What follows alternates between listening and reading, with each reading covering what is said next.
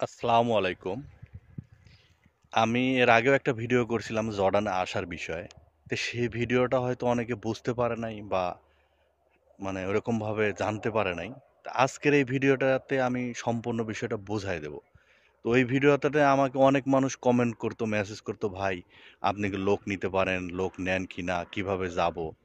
আজকের এই ভিডিওটাতে সবকিছু খোলাখুলিভাবে বলবো। ১ম কথা হচ্ছে, আমি ভাই এবং বোন, আমি কিন্তু কোনো লোক নিয়ে আসি না এবং সেটা আনার কোনো ক্ষমতা আমার নাই।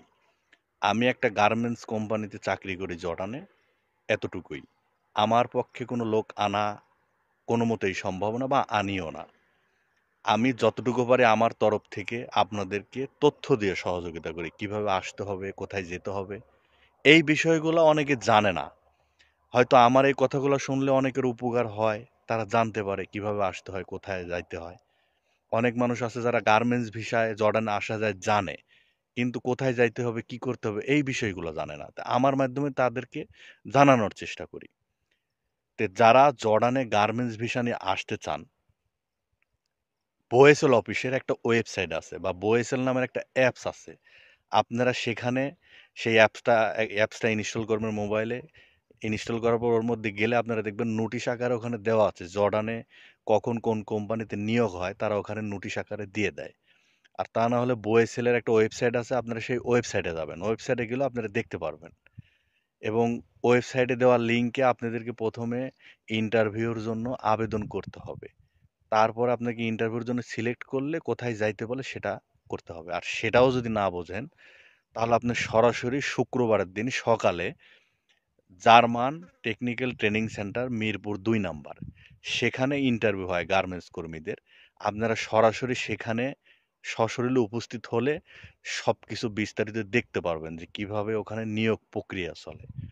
তাহলে আপনার জন্য বিষয়টা সহজ হবে। যদি আপনি বইসেলের ওয়েবসাইট, বইসেলের অ্যাপস এই বিষয়গুলা না বোঝেন, তাহলে সরাসরি Mirpur ২ number German technical training সেন্টারে চলে যাবেন।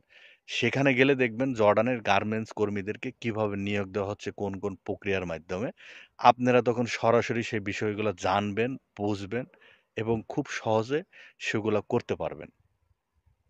আমি ভিডিওতে অনেকভাবেই বলার চেষ্টা করেছি, হয়তো বুঝতে পারেন। আজকের ভিডিওটাতে আমি ক্লিয়ার করে দিলাম।